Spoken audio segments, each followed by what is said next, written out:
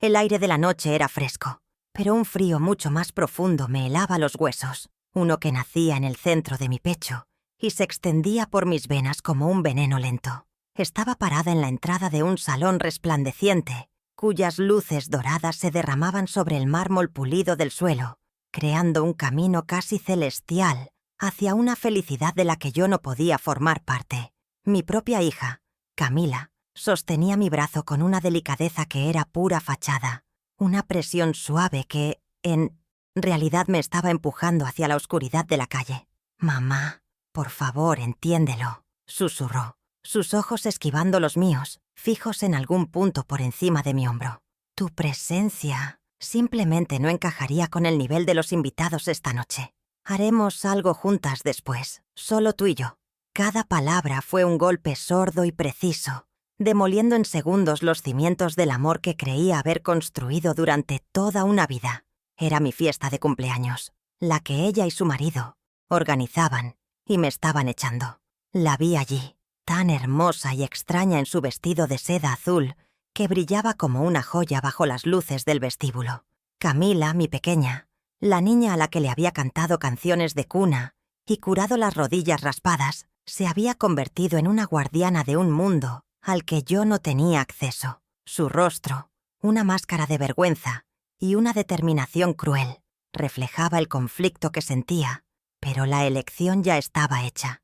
Detrás de ella, a través de las puertas de cristal, pude ver la silueta de Ricardo, mi yerno, sosteniendo una copa de champán y riendo con un grupo de personas impecablemente vestidas. Él no necesitaba decir nada. Su desprecio por mí siempre había sido un lenguaje silencioso entre nosotros, una corriente subterránea de arrogancia que finalmente había arrastrado a mi hija. Camila era su portavoz, la ejecutora de una sentencia que él había dictado hacía mucho tiempo. Me estaba descartando como un objeto viejo que ya no combinaba con su nueva decoración. El impacto emocional fue inmediato. Una ola de humillación tan abrumadora que me robó el aliento y las palabras. Sentí cómo el color se drenaba de mi rostro, y mis manos, que sostenían torpemente una pequeña caja con el regalo que le había comprado, comenzaron a temblar. Era un broche antiguo, de plata, que había pertenecido a mi madre. Un pedazo de nuestra historia familiar que ahora se sentía como un trozo de chatarra inútil. El sonido de la música clásica y las risas, amortiguadas que se filtraban desde el interior del salón, se convirtieron en un murmullo burlón, un recordatorio agudo y doloroso de mi exclusión. Era una invisibilidad forzada, la sensación de ser borrada del cuadro de mi propia vida por la persona que más amaba en el mundo. Me sentí pequeña, anticuada y profundamente sola, una sombra en el umbral de una celebración que, irónicamente, se suponía que era en mi honor. Lo más cruel de todo era el contexto. Aquella fiesta fastuosa era, supuestamente, para celebrar mi 68º cumpleaños. Me había pasado la semana entera escogiendo qué ponerme, dudando frente al espejo con el mejor de mis vestidos, uno de flores discretas que yo misma había ajustado, sintiendo una ilusión infantil por celebrar algo por primera vez en años. Camila me había llamado para decirme que sería una sorpresa, y vaya que lo fue. La sorpresa no eran los canapés caros ni los invitados importantes, sino el descubrimiento de que mi existencia se había convertido en una vergüenza para ella. Me había imaginado abrazando a mi nieto, Mateo, y quizás incluso recibiendo una sonrisa forzada de Ricardo. En lugar de eso, estaba siendo despedida en la puerta como una vendedora ambulante, con la noche fría como única testigo de mi corazón roto. La ironía era tan amarga que casi me ahoga. Mientras Camila me daba la espalda y se deslizaba de nuevo hacia su mundo de lujo, dejando que las puertas de cristal se cerraran con un sonido suave y definitivo, pude sentir la mano invisible de Ricardo en todo aquello. Él era el arquitecto de esta frialdad, el que le había enseñado a mi hija a valorar las apariencias por encima de los afectos. Recordé las innumerables veces que sus ojos me habían evaluado con superioridad, sus comentarios pasivo-agresivos sobre mi casa, mi ropa, mi vida.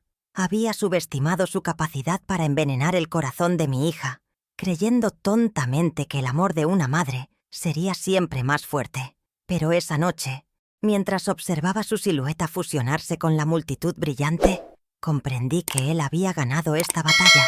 Había logrado convertir a mi hija en un reflejo de su propia vanidad y materialismo, y en el proceso me había convertido a mí en una simple nota a pie de página en su historia.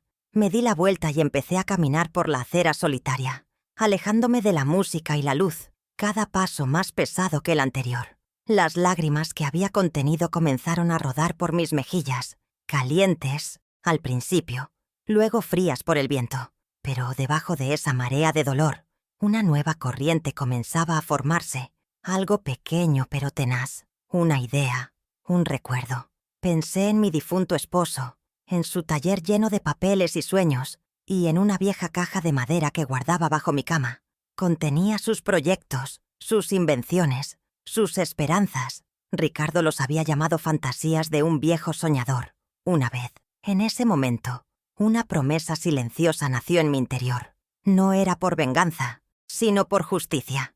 Ellos no lo sabían, pero habían subestimado a la mujer que acababan de desechar. Y yo tenía algo, o al menos la sospecha de tener algo, que podría cambiarlo todo para siempre. Mi nombre completo es Regina Duarte. Tengo 68 años y mi estado civil desde hace 15 es el de viuda. Vivo en la misma casa de 2 plantas con un pequeño jardín trasero, donde creció mi única hija, Camila. Una casa que ahora se siente demasiado grande y silenciosa, llena de ecos de risas que ya no existen. Cada crujido de la madera del suelo, cada rayo de sol que se filtra por las cortinas de encaje que yo misma tejí, cuenta una historia de un tiempo más feliz. Sobrevivo con la modesta pensión que me dejó mi esposo, Alberto, una cantidad que me obliga a contar cada centavo, pero que siempre me ha parecido suficiente.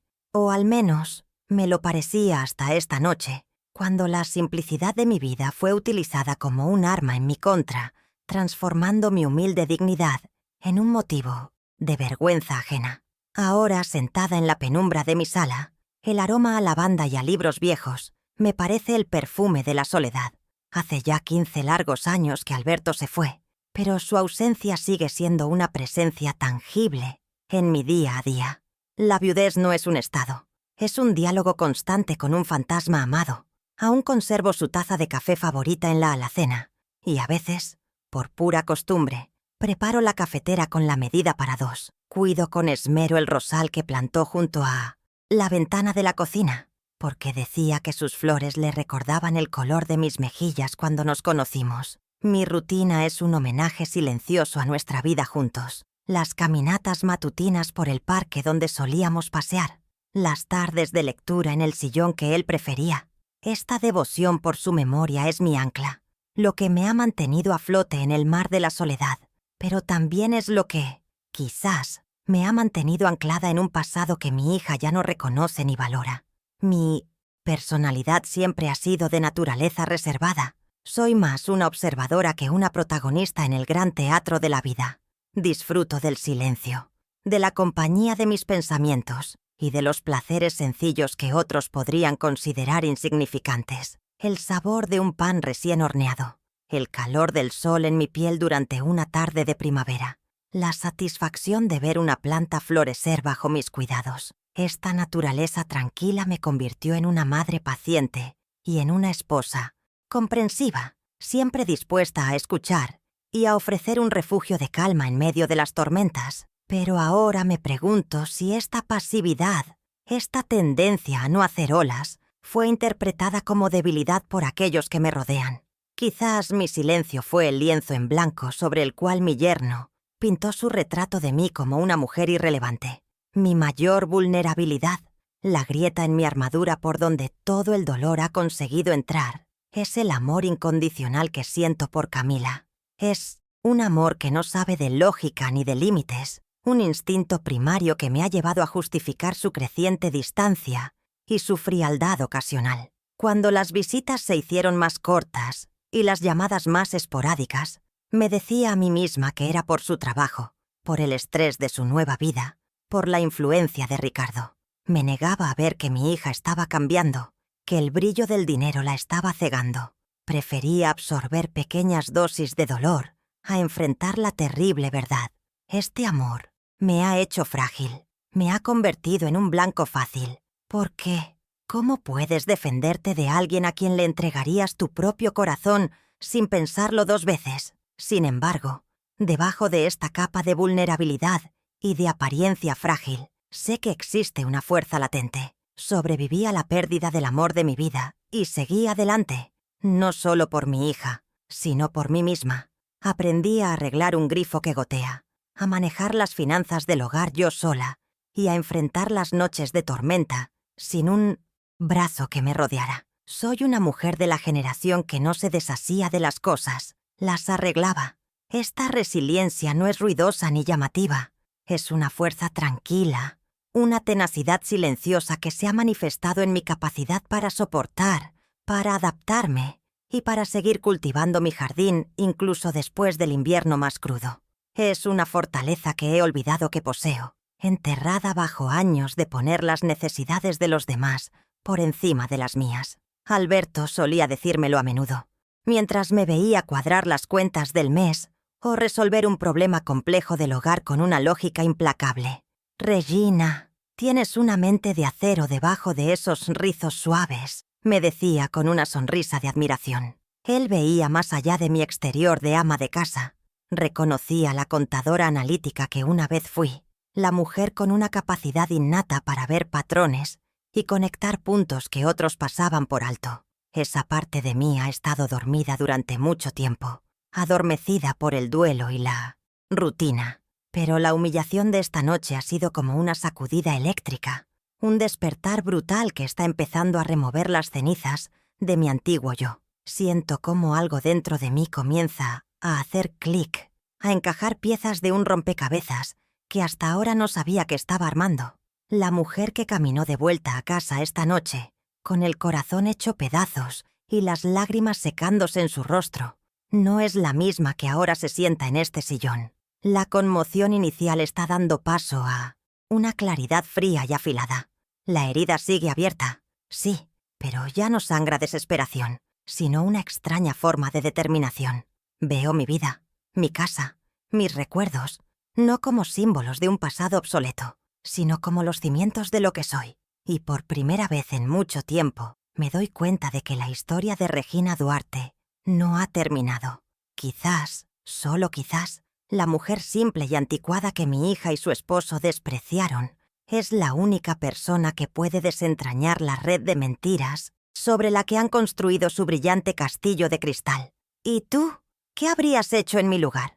Me encantaría saber si alguna vez te sentiste invisible para tus seres queridos. Cuéntamelo en los comentarios. Solo tengo una hija, Camila, y a través de ella, un nieto, Mateo, a quien mi corazón reclama, pero mis brazos raramente sostienen. Él es un pequeño de 6 años cuya risa conozco más por las breves videollamadas que por escucharla resonar entre estas paredes. Camila controla mi acceso a él con una eficiencia implacable, alegando siempre que el niño está ocupado con clases de piano, de francés o cualquier otra actividad diseñada para esculpirlo en un perfecto heredero del mundo de Ricardo.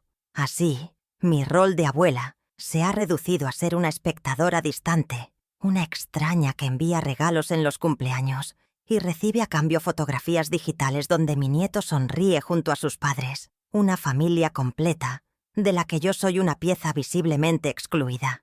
Cada fotografía es una pequeña espina, un recordatorio de la distancia impuesta entre mi sangre y yo. El principal antagonista de mi historia, el arquitecto de mi actual desdicha, es mi yerno, Ricardo Vargas. Es un hombre tallado en la arrogancia, con un exterior tan pulido como los zapatos italianos que siempre lleva. Su sonrisa es una herramienta de negocio, amplia y brillante, pero que nunca, jamás, llega a sus ojos grises y fríos. 2 pedazos de acero que te escanean, te evalúan y te descartan en cuestión de segundos. Su motivación es tan transparente como el cristal de su reloj de lujo. El ascenso social a cualquier costo. Ve la vida como una escalera corporativa donde cada persona es un peldaño, o bien para pisar y subir, o bien un peso muerto que hay que soltar. Para él, yo soy la personificación del pasado humilde de Camila, un ancla cubierta de barro que amenaza con manchar la inmaculada alfombra de su éxito. No me odia, Simplemente no me considera relevante. Camila, mi propia hija, se ha convertido en una antagonista secundaria, una víctima y cómplice de la ambición de su marido. La recuerdo como una joven llena de sueños, sí, pero también de empatía, con una risa fácil y un corazón generoso. Ahora, esa calidez está sepultada bajo capas de seda, joyas y una ansiedad perpetua por encajar en un círculo social que la juzga constantemente. Se ha deslumbrado por el brillo del lujo, confundiendo el precio de las cosas con su valor real. Su lealtad hacia mí ha sido erosionada lentamente por el goteo constante del desdén de Ricardo, hasta el punto de que ha adoptado sus prejuicios como si fueran propios. Su crueldad no nace del odio, sino de la vergüenza y del miedo a perder el estatus que tanto le ha costado conseguir. Me duele admitirlo, pero mi hija ha vendido sus raíces por un asiento en una mesa que ni siquiera parece disfrutar. La relación entre nosotros no se rompió de la noche a la mañana. Fue una muerte lenta, una erosión gradual causada por miles de pequeñas faltas de respeto. Cuando Camila me presentó a Ricardo, yo vi a un joven ambicioso y recé para que hiciera feliz a mi hija. Al principio todo eran sonrisas y formalidades, pero pronto empezaron los comentarios sutiles, las sugerencias de Ricardo para que Camila se vistiera de forma más adecuada, sus críticas veladas a la decoración de mi casa, a la que llamaba pintoresca. Luego vinieron las visitas que se acortaban, las cenas familiares canceladas a último minuto. Pasé de ser mamá a tú, madre, una figura que él mencionaba con un suspiro de resignación. Cada una de sus palabras era un pequeño cincel que iba tallando una distancia insalvable entre mi hija y yo.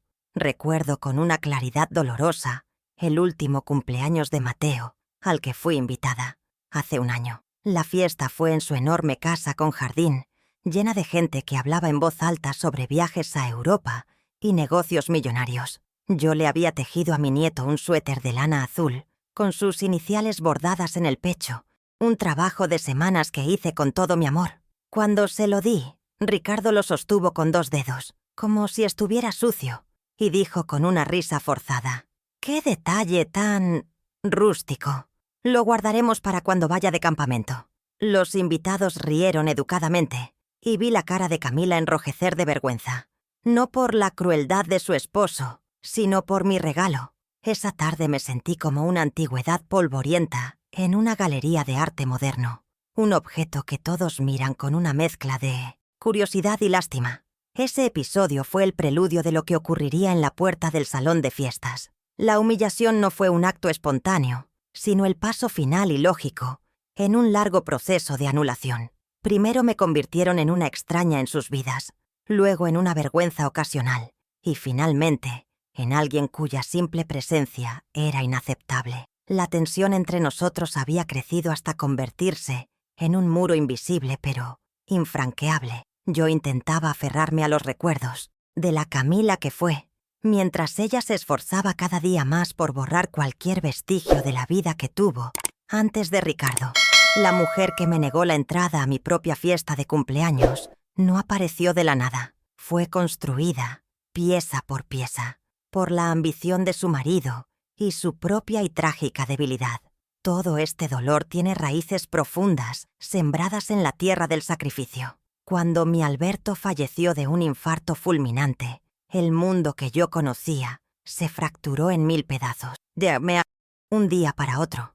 No solo era una viuda de 53 años ahogada en un luto que me robaba el aire, sino también la única proveedora y ancla emocional de una Camila adolescente que se enfrentaba a la puerta de la universidad.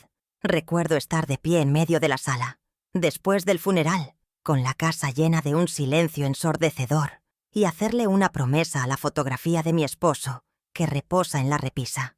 Le juré que nuestra hija no sentiría el golpe, que yo me convertiría en padre y madre, en la roca y en el refugio, y que su futuro no se vería truncado por nuestra tragedia. Esa noche, mi propio futuro, mis propios sueños, quedaron guardados en un cajón para nunca más ser abiertos. Yo era contadora, una buena, de hecho. Tenía un puesto estable en una pequeña firma en el centro de la ciudad, un trabajo que me gustaba y en el que era respetada. Pero las largas jornadas y la rigidez del horario eran incompatibles con las necesidades de una hija que necesitaba a su madre más que nunca. Tomé la decisión de renunciar para convertirme en trabajadora autónoma. Recuerdo el olor a papel viejo y a café de la mañana en mi último día, la sensación agridulce de empacar mis pertenencias en una caja de cartón. Estaba dejando atrás una parte de mi identidad, la profesional, para abrazar por completo mi rol de madre. No me arrepentí entonces, y no me arrepiento ahora de la decisión, pero sí me duele que ese sacrificio, el primero de muchos, se haya vuelto tan invisible a los ojos de la persona por la que lo hice todo. Mis días se convirtieron en una maratón interminable y mis noches en una extensión de mi jornada laboral. La mesa del comedor se transformó en mi nueva oficina, donde me encorvaba sobre libros de contabilidad de pequeños comerciantes locales hasta que los números bailaban frente a mis ojos. El sonido de mi vieja máquina de sumar era la banda sonora de mis madrugadas. Para complementar los ingresos, que eran irregulares y a menudo insuficientes, empecé a dar clases particulares de matemáticas a los niños del barrio. Mi sala de estar se llenaba de jóvenes con dudas y libros abiertos, y yo, con una paciencia infinita, les explicaba una y otra vez los misterios del álgebra. El agotamiento se convirtió en un compañero constante, un zumbido sordo detrás de mis oídos que aprendí a ignorar por el bien de mi hija. El recuerdo de aquellos años está grabado en mis sentidos. Recuerdo el olor a tinta y a café recalentado que impregnaba la casa, la sensación perpetua de mis dedos manchados. Recuerdo el dolor crónico en mi espalda baja por pasar horas sentada en una silla de madera y la vista cansada que me obligó a usar gafas cada vez más gruesas. Recuerdo el sabor de los guisos de verduras que cocinaba para que duraran varios días, porque la carne era un lujo reservado para ocasiones especiales. Recuerdo haber zurcido mis propios vestidos una y otra vez hasta que el tejido no aguantaba más. Todo para que Camila pudiera tener ropa nueva al empezar el año escolar. Mi vida se redujo a una economía de supervivencia, a un constante ejercicio de renuncia personal para que a ella no le faltara lo esencial. El sacrificio más doloroso, el que me arrancó un pedazo del alma, fue cuando tuve que vender las joyas de mi madre. Las guardaba en un pequeño joyero de terciopelo rojo, y cada pieza contaba la historia de mi familia. El anillo de compromiso de mi abuela, los pendientes que mi padre le regaló a mi madre en su aniversario. Las llevé a una casa de empeños, un lugar frío y anónimo donde los recuerdos se pesan en gramos. El hombre detrás del mostrador, con ojos indiferentes, evaluó cada pieza bajo una lupa y me ofreció una cantidad que me pareció una miseria, pero que era exactamente lo que necesitaba para pagar la matrícula del primer semestre de la Universidad de Camila. Mientras firmaba el recibo, sentí que estaba vendiendo mi herencia por su futuro, un trueque que en ese momento me pareció justo. Ver a Camila cruzar el escenario para recibir su diploma en Administración de Empresas fue, en aquel entonces, la recompensa a todos mis esfuerzos. La vi radiante, con su toga y birrete, sosteniendo ese pedacito de papel que representaba nuestras noches en vela, mis manos doloridas y el joyero vacío en mi armario. Sentí un orgullo tan inmenso que las lágrimas corrían por mi rostro sin control. Había funcionado. Mi plan, mi promesa a Alberto, se había cumplido. Le había dado las herramientas para construir una vida mejor, para alcanzar un mundo de oportunidades que yo nunca tuve. En ese instante, cada dificultad, cada renuncia, cada momento de desesperación pareció desvanecerse, justificado por la brillante sonrisa de mi hija. Creí que habíamos cruzado la meta juntas, sin darme cuenta de que para ella, esa solo era la línea de salida. Le di mi tiempo, mi salud, mis ahorros, la seguridad de mi vejez y los últimos vestigios tangibles de mi propia historia familiar.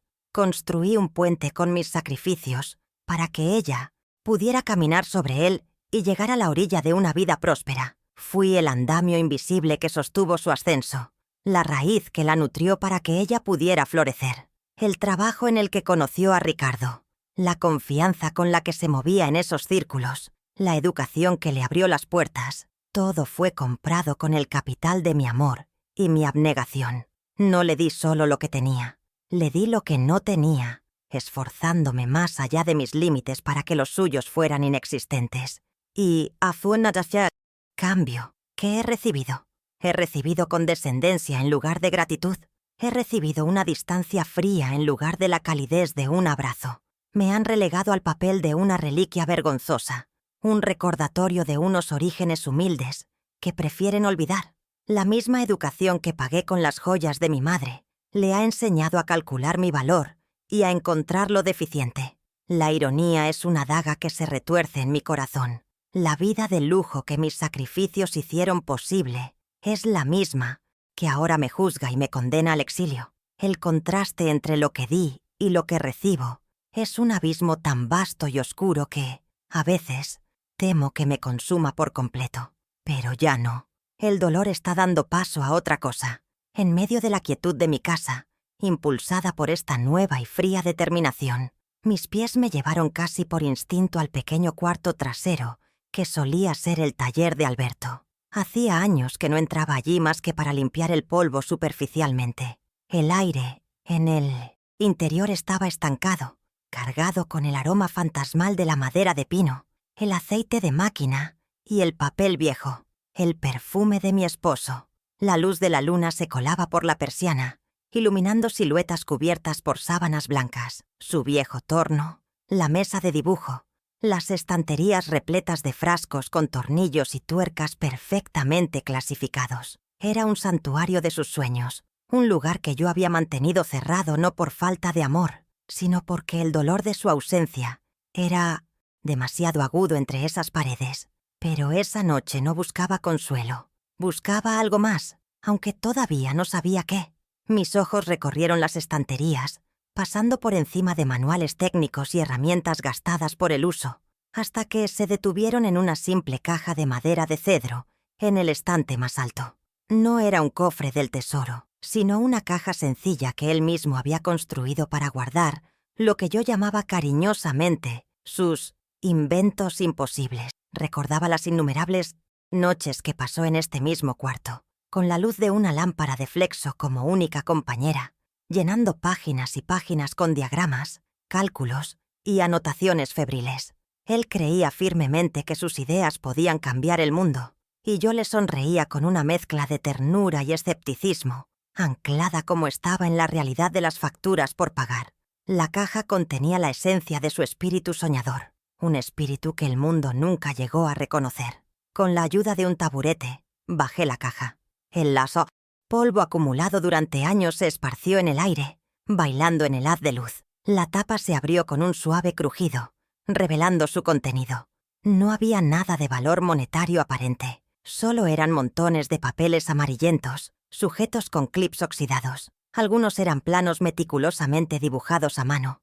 Otros eran folios enteros cubiertos con su caligrafía elegante y apretada, describiendo procesos y mecanismos que escapaban a mi comprensión. Sentí una punzada de nostalgia al rozar las páginas con mis dedos, reconociendo la curva de sus letras, casi como si pudiera sentir el calor de su mano a través del papel. Durante 15 años, había considerado estos documentos como reliquias de un amor perdido, los vestigios de un soñador, sin pensar jamás que pudieran tener un valor práctico. Y entonces, un recuerdo me asaltó con una claridad inesperada. Fue una tarde de domingo, poco después de que Camila y Ricardo comenzaran su noviazgo. Ricardo había entrado en el taller con esa curiosidad depredadora que lo caracteriza. Alberto, orgulloso de sus proyectos, le mostró el contenido de esta misma caja.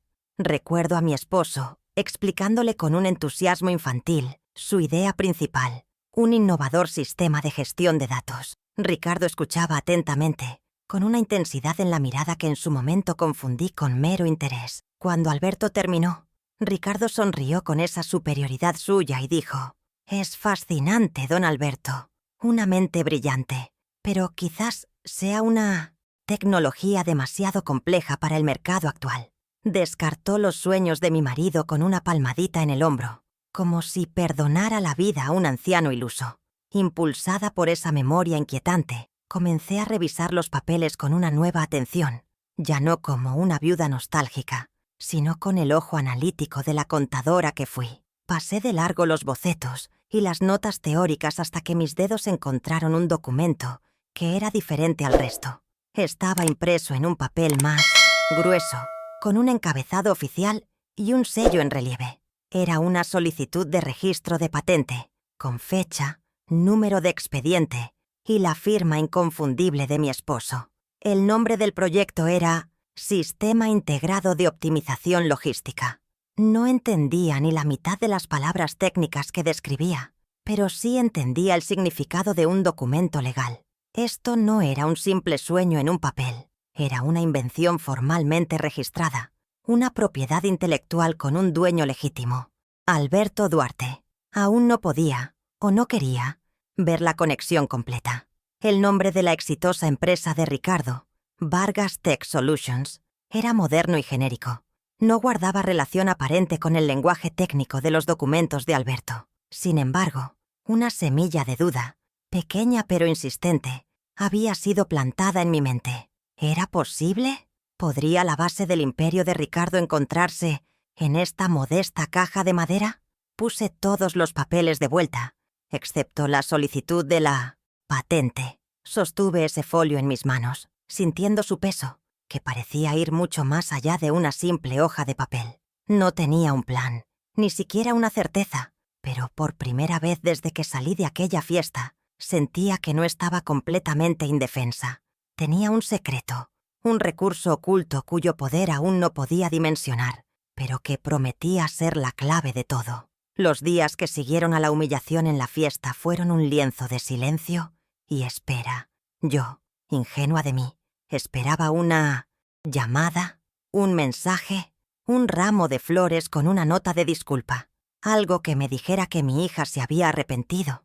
La llamada llegó 3 días después, pero no era el bálsamo que mi corazón herido necesitaba, sino más sal sobre la herida. La voz de Camila al otro lado de la línea era extrañamente formal, carente de toda emoción, como si estuviera leyendo el guión de un ejecutivo de relaciones públicas. Me explicó, con una paciencia condescendiente, que la fiesta había sido un evento crucial para los negocios de Ricardo y que mi presencia, con mi estilo de vida tan diferente, podría haber creado una impresión equivocada en sus socios inversores. No hubo un «lo siento, mamá», solo una justificación corporativa para su crueldad. Intenté, con la voz quebrada por la incredulidad, hacerle entender la magnitud de mi dolor. «¿Una impresión equivocada, Camila? Soy tu madre. Me negaste la entrada a la celebración de mi propio cumpleaños». Su respuesta fue una obra maestra de la manipulación emocional, una táctica que seguramente había aprendido de su esposo. «Ay, mamá, por favor, no empieces con el drama. Sabes lo perfeccionista que es Ricardo. Ya te dije que haríamos algo especial, solo tú y yo. Estás haciendo una montaña de un grano de arena». Me acusó de ser dramática, minimizó mis sentimientos y me colgó una promesa vacía como si fuera un premio de consolación. La llamada terminó dejándome con un sentimiento de soledad aún más profundo, pues me di cuenta de que ni siquiera compartíamos el mismo idioma emocional. Ella hablaba de impresiones y negocios, yo hablaba de amor y respeto. Una semana más tarde, la manipulación adoptó una forma física. Camila apareció en mi puerta sin avisar, con unas gafas de sol enormes que le ocultaban la mitad del rostro, como si quisiera protegerse de la modesta realidad de mi vecindario. No venía a hablar ni a disculparse. En sus brazos traía una caja de cartón llena de envases de plástico, con comida gourmet, precocinada de un restaurante carísimo. «Para que no te molestes en cocinar esta semana», dijo con una sonrisa forzada, evitando el contacto visual. El gesto, que pretendía ser de amabilidad, era en realidad un insulto envuelto en celofán. Era una crítica silenciosa a mi comida, a mi hogar, a mi autosuficiencia. Era una forma de decir: tu mundo es tan precario que necesitas que te rescatemos con sobras de nuestro banquete. Mientras ella depositaba la caja en la mesa de mi cocina, miré por la ventana y vi el lujoso coche de Ricardo aparcado en la acera, con el motor en marcha. Él ni siquiera se había dignado a bajar. Su impaciencia era una presencia invisible que llenaba la habitación, apresurando a mi hija, recordándole que su tiempo en este mundo inferior era limitado. Camila se movía con una prisa torpe, sus tacones resonando en mis baldosas desgastadas. Sus ojos recorrían la habitación, pero no se posaban en nada, especialmente no en las fotografías familiares que cubren la pared. Esas imágenes de una época en la que nuestras sonrisas eran genuinas. La visita no duró más de 5 minutos. Fue una transacción fría, un intento patético de limpiar su conciencia con comida cara, dejándome con el estómago revuelto y el corazón más vacío que antes. El siguiente episodio de esta lenta tortura ocurrió en un escenario semipúblico, lo que lo hizo aún más doloroso. Me enteré por una vecina, cuya nieta va al mismo colegio que Mateo, que había una pequeña obra de teatro escolar. Camila no me había dicho una sola palabra. Con el corazón dividido entre la esperanza y el miedo, decidí ir. Me senté en la última fila del pequeño auditorio, sintiéndome como una espía en la vida de mi propio nieto. Desde la distancia, lo vi en el escenario, disfrazado de árbol, y mis ojos se llenaron de lágrimas de orgullo y tristeza. Era un momento precioso, un momento que su madre había decidido que yo no merecía presenciar. La sensación de ser una extraña, una intrusa en mi propia familia, era casi insoportable. Cuando la obra terminó y los padres se arremolinaron alrededor de sus hijos, busqué a mi familia entre la multitud. Los encontré cerca de la salida. Ricardo, como siempre, miraba impacientemente la pantalla de su teléfono. Camila conversaba animadamente con un grupo de madres vestidas con ropa de diseñador. Respiré hondo y me acerqué. En el instante en que Camila me vio, su sonrisa se congeló y se convirtió en una mueca de pánico. «Mamá», dijo, su voz apenas un susurro tenso. «¿Qué haces aquí? ¡Qué sorpresa!». El aire a nuestro alrededor se volvió denso y frío. Las otras madres me miraron con curiosidad, evaluando mi vestido sencillo y mi peinado anticuado. Fui presentada no como mi madre, sino como la señora Duarte, un título formal que cavó una zanja aún más profunda entre nosotras. Ricardo ni siquiera levantó la vista de su teléfono, solo emitió un gruñido a modo de saludo. Luego tomó a Camila del brazo y le susurró algo al oído con una urgencia apenas disimulada. Pude ver cómo el rostro de mi hija se descomponía, atrapada entre su deber filial y el miedo a su marido. Regresó junto a mí, con una expresión de disculpa falsa, y dijo que tenían una cena importante a la que no podían faltar. Agarró la mano de Mateo, que apenas tuvo tiempo de darme un abrazo rápido y torpe, y se lo llevó casi a rastras. La escena fue presenciada por varias personas. La humillación ya no era un asunto privado.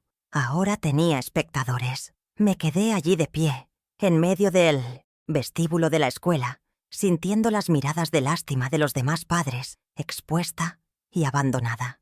El siguiente ataque fue más sutil, pero infinitamente más cruel. Unos días después del incidente en la escuela, recibí una carta oficial de un prestigioso bufete de asesores financieros. Con un lenguaje legal y enrevesado, el documento me informaba de que el señor Ricardo Vargas, en un acto de generosidad y previsión familiar, había establecido un fondo para mí, del cual se me depositaría una asignación mensual en mi cuenta bancaria.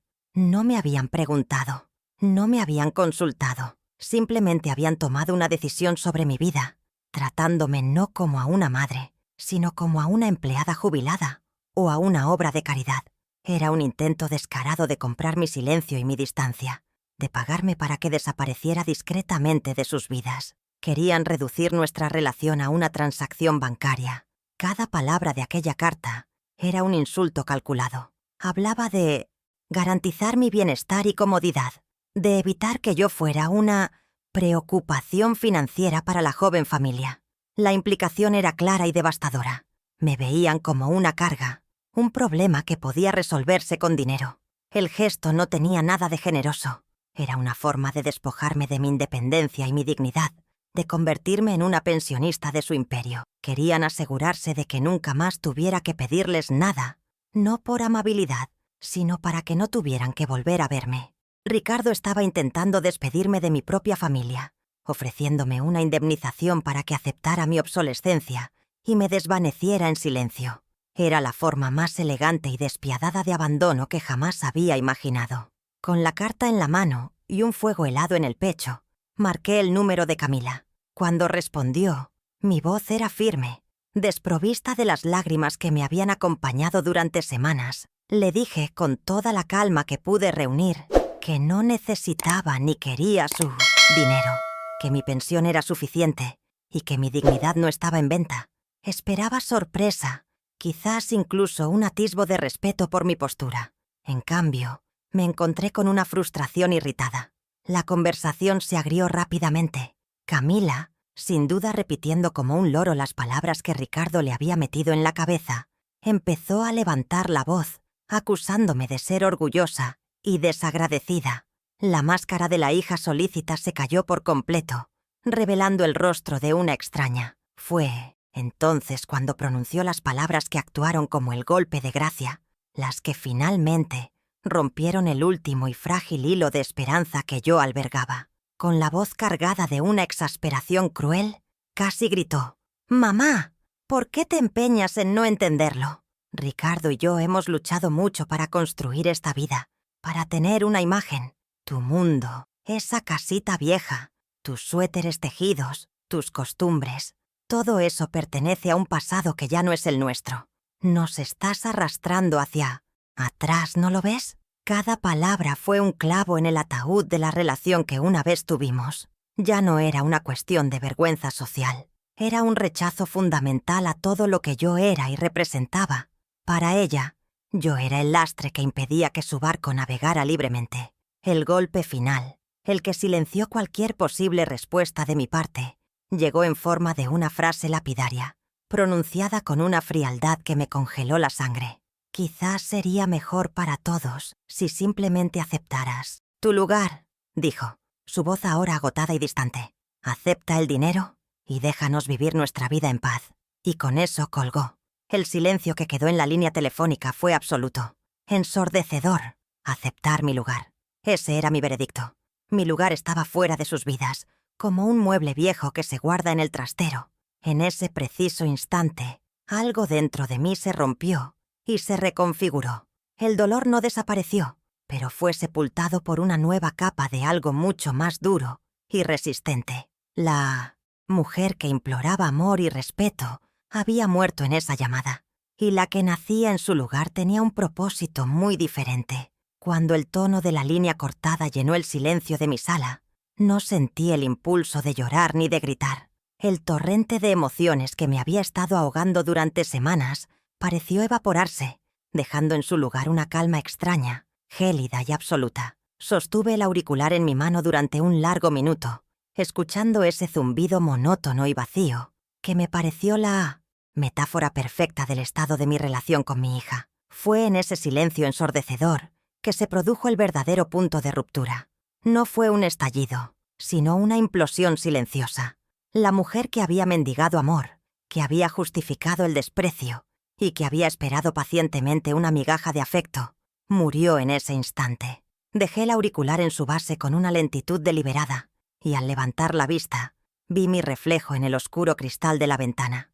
La mujer que me devolvía la mirada tenía los mismos ojos, pero la luz en ellos había cambiado.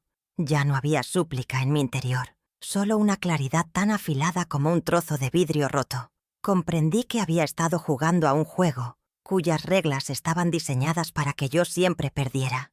Mi amor incondicional no era un puente entre nosotros, sino una ventaja que ellos explotaban sin piedad.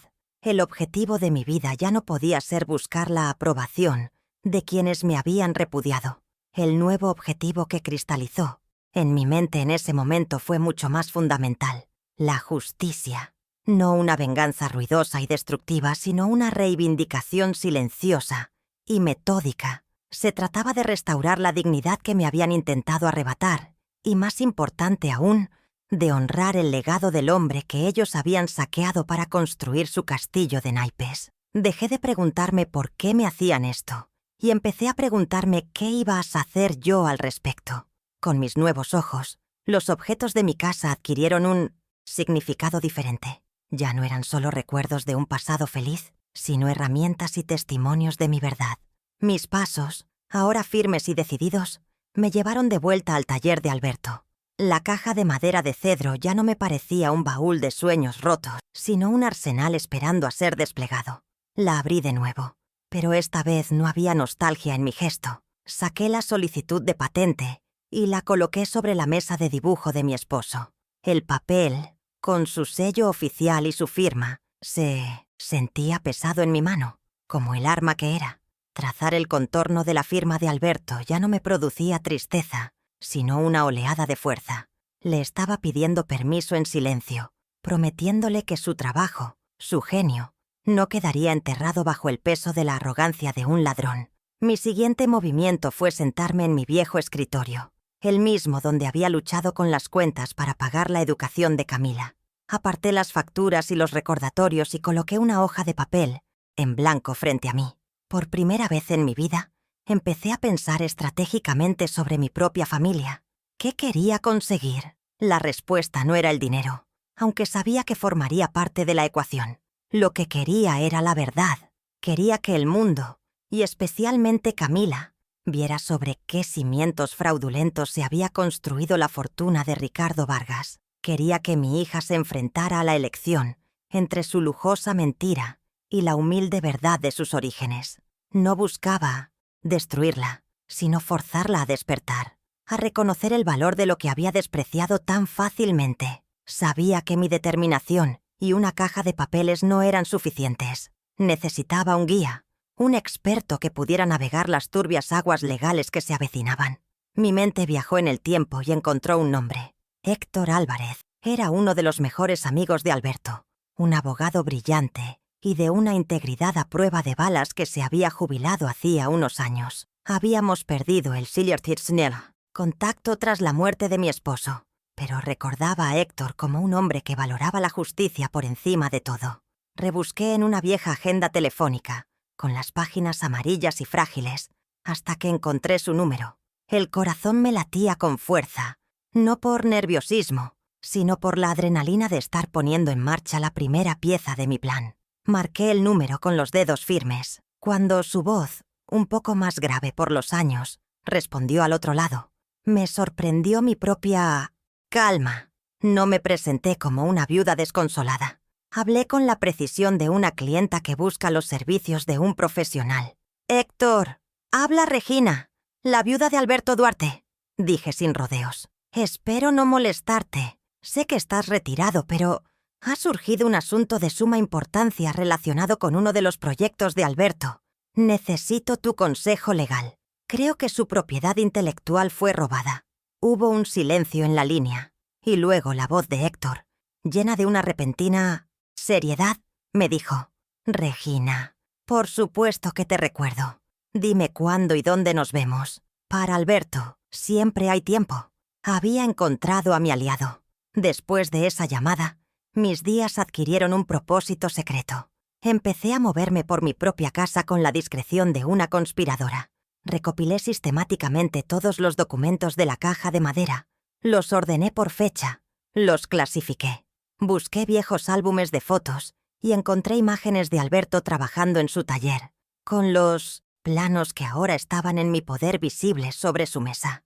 Cada fotografía, cada anotación, cada recuerdo se convirtió en una pieza de evidencia potencial. Guardé todo en un maletín que escondí en el fondo de mi armario. Vivía con el temor constante de una visita inesperada de Camila, así que me aseguré de que no quedara ningún rastro visible de mi investigación. Mi hogar se había convertido en mi cuartel general. El dolor por el rechazo de mi hija no se había ido. Por supuesto, seguía allí, una brasa ardiente en mi pecho, especialmente por las noches. Pero ya no era un dolor paralizante. Se había transformado en el combustible que alimentaba mi motor. Cada punzada de tristeza era un recordatorio de por qué estaba haciendo esto. Me levantaba cada mañana no con la apatía de una anciana olvidada, sino con la energía de una mujer en una misión. Ya no era la víctima pasiva de mi historia. Me había convertido en la autora de mi propio acto de justicia. El plan estaba en marcha, silencioso e invisible para el mundo exterior, pero creciendo en fuerza y detalle cada día que pasaba, esperando el momento perfecto para salir a la luz. Mi primera pequeña victoria llegó de la mano de Héctor Álvarez. Nos reunimos en una vieja cafetería del centro. de esas con mesas de madera oscura y olor a café recién molido. Un lugar discreto donde las conversaciones importantes se pierden en el murmullo general. Héctor, con su cabello plateado y sus ojos de un azul penetrante que no habían perdido ni un ápice de su agudeza, me escuchó en silencio, sin interrumpirme. Extendí sobre la mesa los documentos de Alberto, el tesoro de mi caja de cedro. Mientras él los examinaba, su expresión pasó de una amable curiosidad a una concentración absoluta. Sostenía la solicitud de patente con un cuidado reverencial, y vi en sus ojos un destello de reconocimiento, el de un hombre inteligente admirando el trabajo de otro. No me trató como a una viuda afligida, sino como a una clienta seria, y esa simple muestra de respeto fue un bálsamo para mi espíritu. Tras casi una hora de estudiar los planos y las anotaciones, Héctor levantó la vista, y su veredicto fue un ancla en medio de mi tormenta. «Regina», dijo con una voz grave y segura, «esto no son solo sueños. Lo que Alberto diseñó aquí es brillante, absolutamente revolucionario para su época. Y esta patente», añadió, golpeando suavemente el documento con el dedo, «está redactada de una forma increíblemente sólida. Alberto se aseguró de proteger cada aspecto del sistema».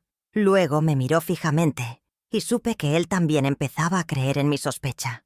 «El éxito de tu yerno no parece una coincidencia. Su empresa se fundó 2 años después de que Alberto registrara esta patente. Necesitamos encontrar una prueba que conecte directamente estos papeles con el software que él comercializa, y creo saber cómo empezar a buscarla». Los días siguientes fueron una agonía de espera, pero una espera cargada de propósito. Héctor, con su red de contactos de toda una vida, empezó a mover hilos en silencio, hizo llamadas, consultó a expertos en tecnología de su confianza, siempre bajo la más estricta confidencialidad. Yo, por mi parte, me dediqué a releer las notas de Alberto, intentando familiarizarme con su lenguaje técnico, preparándome para una batalla que se libraría en un campo que no era el mío. Finalmente, una tarde, el teléfono sonó. Era Héctor. Su voz, normalmente tan calmada, estaba cargada de una energía eléctrica, la de un cazador que acaba de encontrar la pista definitiva. Me pidió que me sentara. «Regina, lo tenemos», dijo, y yo contuve la respiración. Mi contacto analizó la arquitectura del software principal de Vargas Tech. Es él, es el sistema de Alberto. El código fuente no es idéntico, claro. Lo han modernizado y disfrazado con capas de nuevo desarrollo, continuó explicando Héctor. Pero la estructura central, la lógica, el concepto, es un calco casi perfecto. Coincide en un 90% con las especificaciones de la patente. Es un plagio tan descarado que resulta hasta insultante. Al escuchar esas palabras, sentí una oleada de validación tan poderosa que tuve que agarrarme a la mesa para no caerme. No estaba loca. No era una viuda paranoica consumida por el dolor. Mi intuición era real. La fortuna de Ricardo, el lujo de Camila, la fiesta de la que me habían echado. Todo estaba construido sobre los cimientos de una mentira, sobre el robo del genio de mi esposo. Esa confirmación fue mi primera victoria, un rayo de luz que perforó la oscuridad de mi desesperación y me dio la certeza de que estaba en el camino correcto. Esta primera revelación me fortaleció de una manera que no esperaba. Ya no me sentía como una simple anciana luchando contra un gigante. Ahora tenía la verdad de mi parte, una verdad documentada y verificable. El plan dejó de ser una fantasía de justicia y se convirtió en una estrategia con posibilidades reales de éxito. ¿Te ha pasado alguna vez que un pequeño avance te da la fuerza para seguir luchando en una situación que parecía imposible? Si quieres saber cómo utilicé esta primera victoria para seguir adelante, acompáñame en el resto de mi historia. Con la prueba del plagio en nuestras manos, la estrategia de Héctor cambió. Un juicio sería largo, increíblemente caro, y le daría a Ricardo tiempo para ocultar su fraude bajo capas de abogados y tecnicismos. Argumentó durante nuestra siguiente reunión. Sería tu palabra contra la suya, y él tiene el dinero para comprar la mejor narrativa. No, Regina, Nuestra justicia no se conseguirá en un tribunal lento, sino bajo la luz brillante de la opinión pública. Necesitamos un golpe único, rápido y devastador. Pero para que sea irrefutable, necesitamos algo más que papeles y análisis de expertos. Necesitamos un rostro, una voz desde dentro de su propia fortaleza. Necesitamos encontrar a un testigo. La idea era brillante y aterradora a partes iguales. Íbamos a llevar la guerra directamente a su territorio. Héctor, con su mente metódica de abogado, no tardó en identificar al candidato perfecto. Se llamaba David Ochoa, un ingeniero de software que había sido uno de los 3 primeros empleados de Vargas Tech. Había trabajado estrechamente con Ricardo en los inicios de la empresa, pero había renunciado abruptamente hacía 5 años, en circunstancias poco claras. Los hombres como Ochoa, los que se van de un lugar exitoso sin una razón obvia, suelen irse por una crisis de conciencia, teorizó Héctor. Si alguien sabe de dónde salió realmente la idea, es él. Nuestra siguiente misión era encontrarlo y convencerlo de hablar. Era una tarea delicada. David probablemente estaría atado por acuerdos de confidencialidad y, lo que es más importante, tendría miedo del poder de Ricardo para destruir su carrera. Localizamos a David Ochoa en una pequeña empresa tecnológica en las afueras de la ciudad. Tal y como Héctor predijo, nuestra primera aproximación a través de una carta formal fue recibida con un silencio rotundo. Estaba claro que el miedo era su principal consejero. Fue entonces cuando tomé una decisión. «Déjame hablar con él, Héctor», le dije. «Esto no es solo un caso legal, es la historia de una vida. Quizás la voz de una viuda pidiendo justicia por su marido sea más persuasiva que la de un abogado». A Héctor le preocupaba mi seguridad, pero vio la lógica en mis palabras. Concertamos una cita con David en la misma cafetería donde todo había comenzado, esperando que un terreno neutral lo hiciera sentir más seguro para escuchar lo que tenía que decir. Mi encuentro con David fue la segunda mini revelación, la pieza humana que encajaba en nuestro rompecabezas. Era un hombre de mediana edad, con ojos cansados que delataban una conciencia intranquila. No empecé con acusaciones ni con ofertas, simplemente le conté mi historia. Le hablé de Alberto, de su taller, de su pasión, de sus sueños. Luego, con manos temblorosas, deslicé sobre la mesa la copia de la patente. David la miró y vi cómo sus hombros se hundían, como si un peso que llevaba años soportando finalmente lo venciera. «Yo siempre lo supe», susurró, su voz apenas audible. «Ricardo nos dijo que la idea era suya, pero era demasiado perfecta, demasiado completa. Una vez mencionó haberla visto en los papeles de un viejo soñador. En ese momento, David Ochoa decidió dejar de ser un espectador silencioso. Acordó firmar una declaración jurada detallando todo lo que sabía. Con la declaración de David, en nuestro poder, nuestro arsenal estaba completo. Teníamos la prueba técnica, la patente original y ahora el testimonio irrefutable de un testigo presencial de los inicios del fraude. El plan de Héctor ya no era una simple idea, sino una estrategia perfectamente delineada. Y el escenario para nuestro acto final también estaba decidido. En 2 semanas, la Cámara de Comercio de la ciudad celebraría su gala anual, un evento de gran prestigio mediático, donde se entregaría el premio al Emprendedor del Año. El galardonado de esa noche, el invitado de honor que subiría al escenario para hablar de su visión, su esfuerzo y su integridad, no era otro que Ricardo Vargas. Sería su noche de máxima gloria, y nosotros nos encargaríamos de que también fuera la noche de su caída. La noche de la gala, el aire vibraba con una mezcla de perfume caro, ambición y el tintineo de copas de champán. El gran salón del hotel más lujoso de la ciudad era un mar de lentejuelas, esmóquines y sonrisas afiladas. Yo me sentía como un gorrión en una jaula de pavos reales. Gracias a la insistencia de Héctor, llevaba un vestido azul oscuro, sencillo pero elegante, el más caro que había vestido en mi vida, pero aún así me sentía completamente fuera de lugar.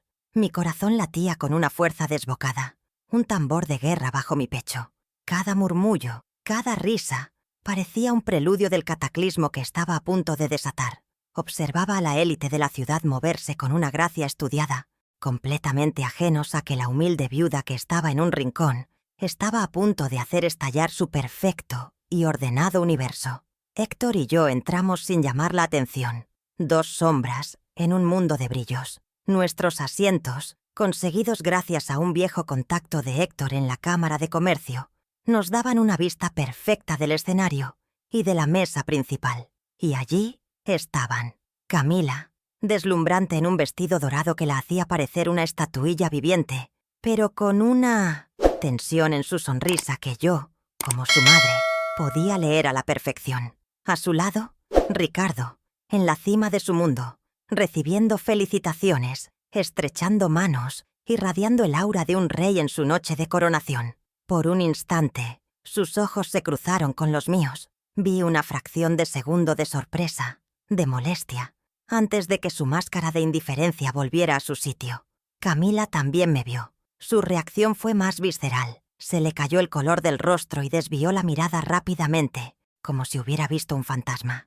La ceremonia comenzó, y con ella, la tortura de escuchar una sarta de mentiras. Un presentador con una voz empalagosa subió al escenario y comenzó a relatar la hagiografía de Ricardo Vargas.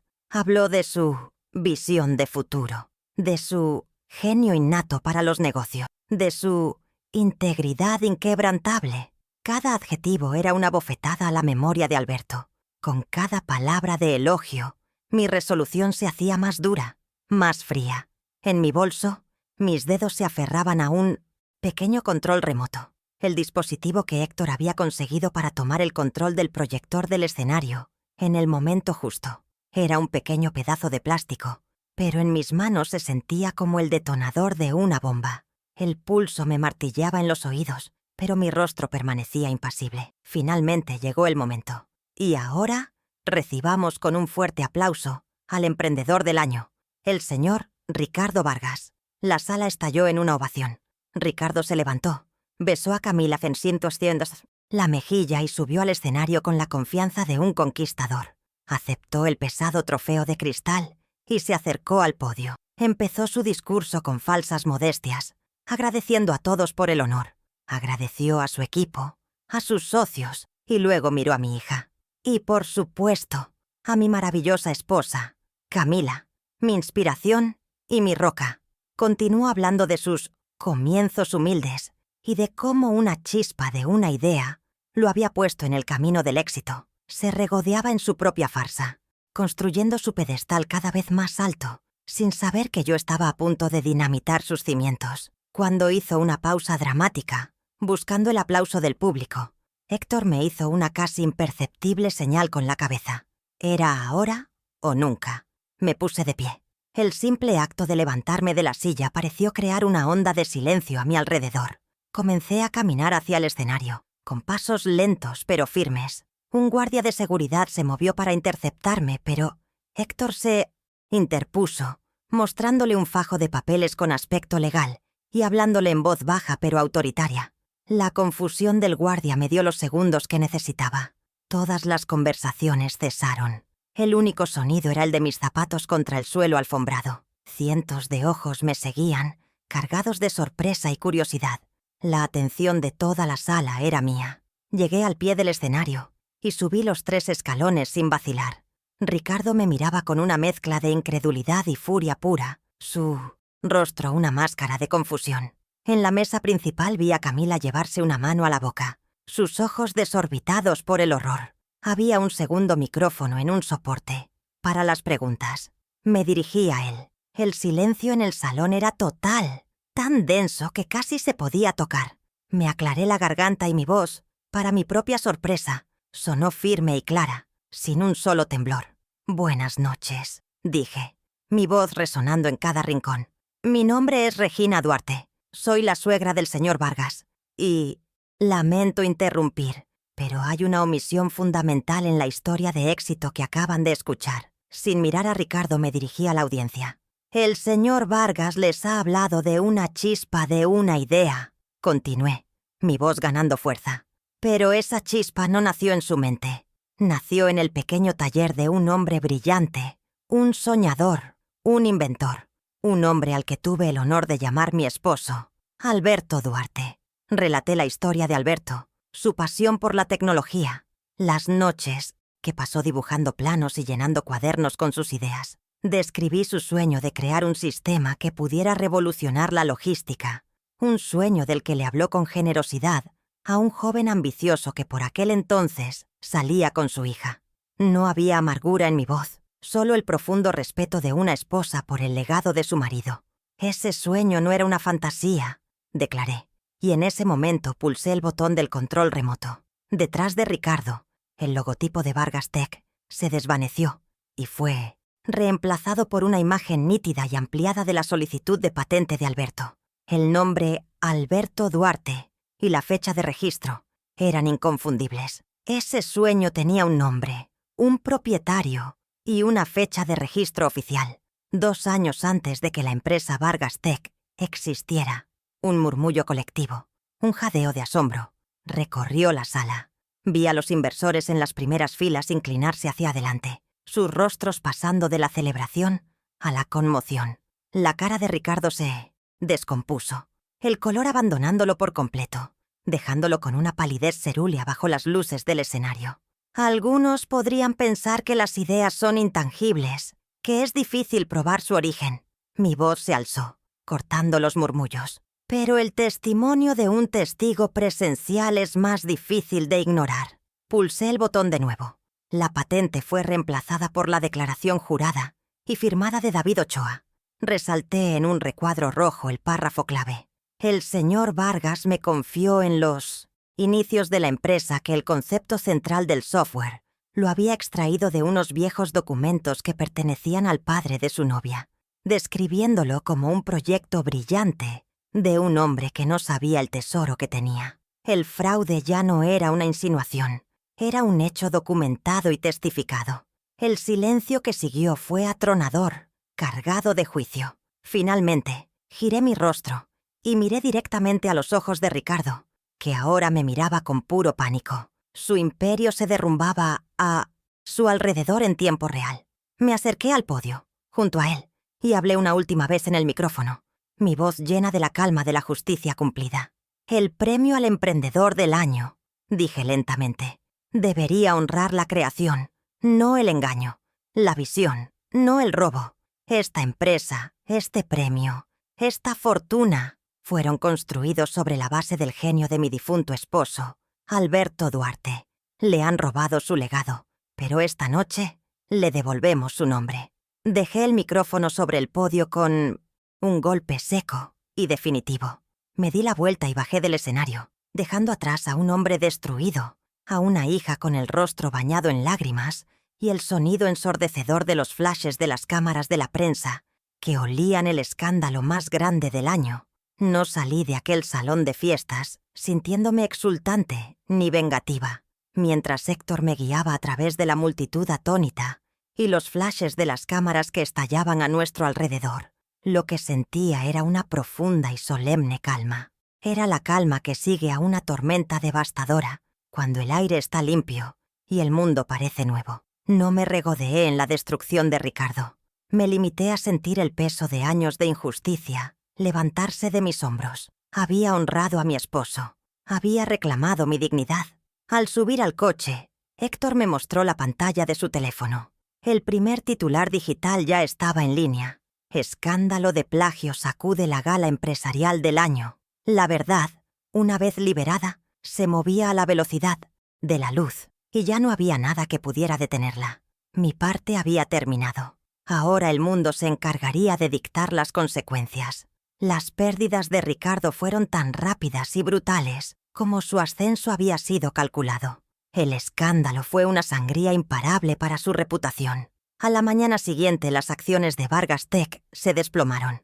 Los socios inversores, aterrorizados por la publicidad negativa y la evidente prueba de fraude, convocaron una reunión de emergencia del Consejo de Administración.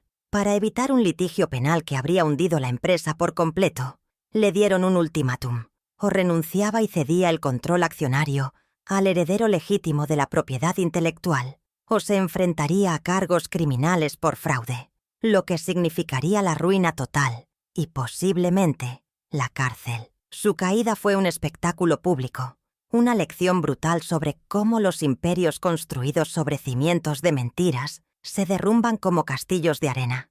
Pero más allá de la pérdida económica, su castigo más grande fue simbólico.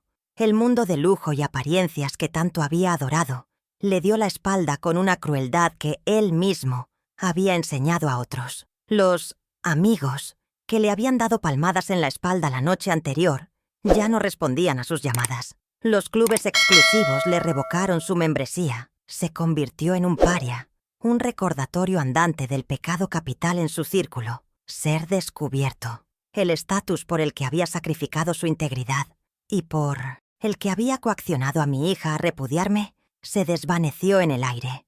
Descubrió que el respeto que creía tener no era más que una reacción al brillo de su dinero.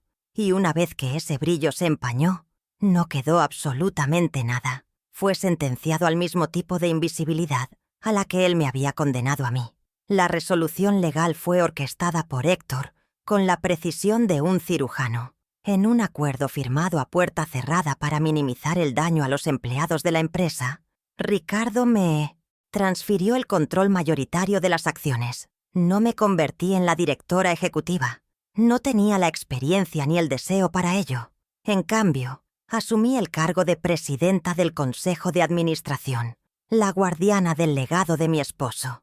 Recuerdo mi primer día entrando en el imponente edificio de cristal de Vargas Tech. La última vez que estuve allí, el recepcionista casi no me deja pasar para ver a mi hija. Esta vez, el nuevo director ejecutivo, un hombre elegido por mí por su probada integridad, me recibió en la puerta.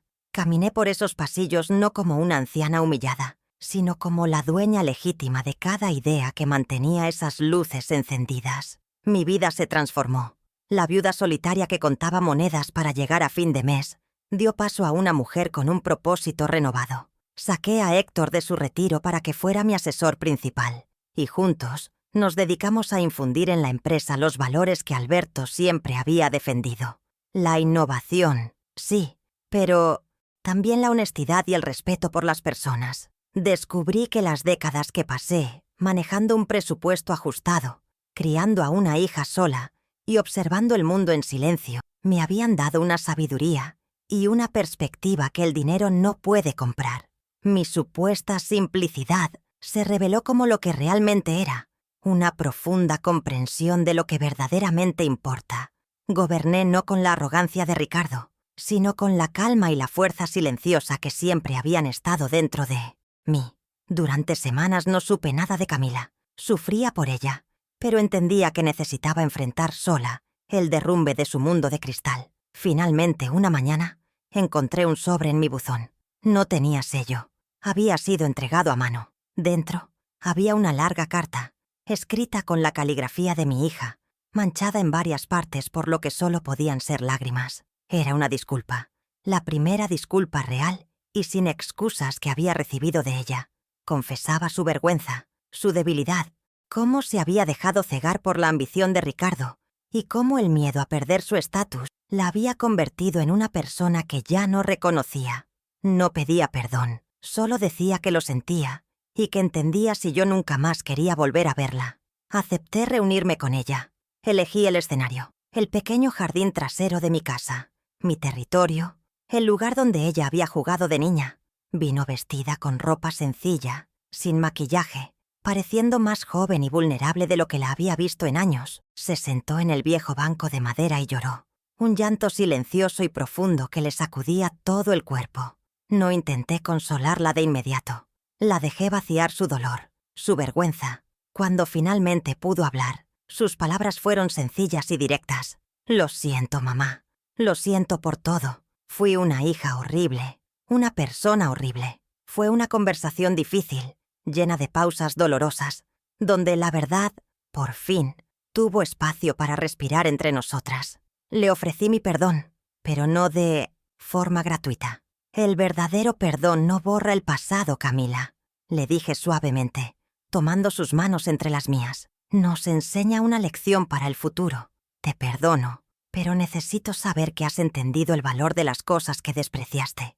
Le hice una oferta. Podría volver a formar parte de mi vida, y también de la empresa de su padre, pero tendría que empezar desde cero. Le ofrecí un puesto de nivel inicial en el departamento de logística, el corazón operativo del sistema que Alberto diseñó. Le dije que si quería recuperar su lugar en la familia, primero debía aprender el valor del trabajo honesto y la humildad, ganándose el respeto de sus compañeros y el suyo propio. Para mi sorpresa y mi alivio, aceptó sin dudarlo. Vi en sus ojos un atisbo de la vieja Camila, la chica que no tenía miedo al esfuerzo. Nuestro camino hacia la reconciliación no sería fácil. La confianza, una vez rota, es una porcelana difícil de reparar. Pero por primera vez en muchos años, teníamos una base sobre la cual construir la verdad. El desfecho de mi historia no fue un final de cuento de hadas con un abrazo que todo lo cura. Fue algo mucho más real y valioso. El comienzo de una segunda oportunidad. Una oportunidad ganada a pulso, a través del dolor y la justicia, demostrando que incluso las heridas más profundas pueden empezar a sanar cuando se tiene el coraje de enfrentar la verdad.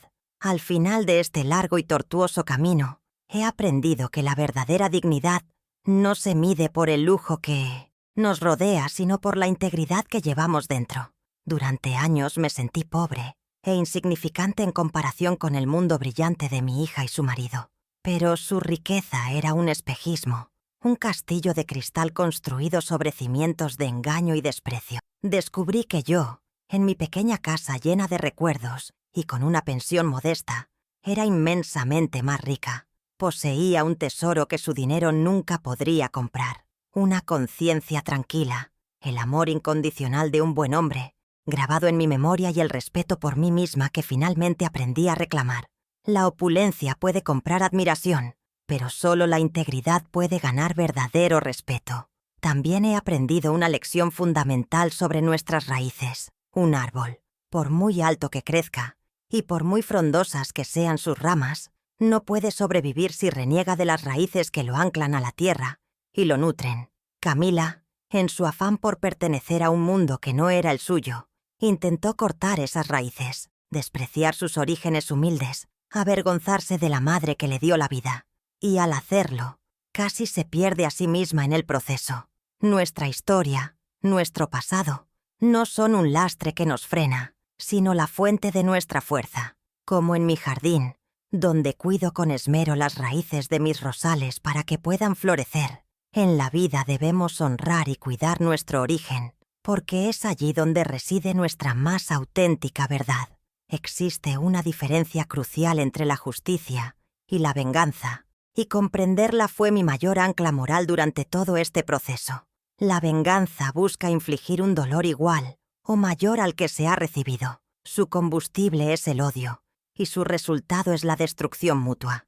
La justicia, en cambio, busca restaurar el equilibrio, sacar la verdad a la luz y reparar lo que se ha roto. Mi objetivo nunca fue ver a Ricardo sufrir, sino ver el nombre de Alberto honrado. No encontré paz en su caída, sino en la rectificación de una gran mentira. La verdadera catarsis no proviene de ver a nuestros antagonistas humillados, sino de recuperar nuestro propio lugar en el mundo, un lugar definido por la verdad y la dignidad, no por el rencor. Esta experiencia me enseñó la lección más importante de todas. Nunca debemos permitir que otros definan nuestro valor. Durante demasiado tiempo, acepté la narrativa que mi yerno y mi hija escribieron para mí. Me vi a través de sus ojos críticos y me sentí pequeña, anticuada e irrelevante. Mi viaje no fue solo para exponer un fraude, sino para romper ese espejo deformante y aprender a verme con mis propios ojos. Reclamé mi historia, mi inteligencia y mi fortaleza. Aprendí que la autoestima no es algo que nos conceden, sino algo que cultivamos y defendemos ferozmente. El respeto más importante no es el que recibimos de los demás, sino el que nos negamos a perder por nosotros mismos, sin importar cuán solos o subestimados nos sintamos. En el corazón de esta historia yace una advertencia sobre el veneno de la ingratitud. Ricardo y Camila dieron por sentados los sacrificios sobre los cuales construyeron su vida. Vieron el amor, el esfuerzo y el genio, no como regalos que debían agradecer, sino como recursos que podían explotar. La gratitud es el pilar fundamental de los lazos humanos. es el reconocimiento de que nuestras vidas están entrelazadas con los esfuerzos y el amor de otros. Sin ella, las familias se desmoronan y las personas se convierten en islas de egoísmo. La lección más difícil para mí, hija, ahora es aprender a ser agradecida. No por el dinero o el estatus, sino por el simple y extraordinario regalo de tener una segunda oportunidad para hacer las cosas bien. Al final, la vida me demostró que los palacios construidos sobre la mentira, por muy altos y deslumbrantes que parezcan, siempre acaban por derrumbarse. Pero las casas, por humildes que sean, construidas con los ladrillos de la honestidad, el amor y el respeto a nuestras raíces, pueden soportar cualquier tormenta. Mi historia es la prueba de que la fuerza silenciosa, la dignidad tranquila y la persistencia de la verdad son las armas más poderosas que existen. Espero que mi viaje te haya inspirado de alguna manera. Me encantaría saber qué lección te ha dejado esta historia. Compártela en los comentarios, porque cada vez que compartimos lo que aprendemos, nos hacemos todos un poco más fuertes.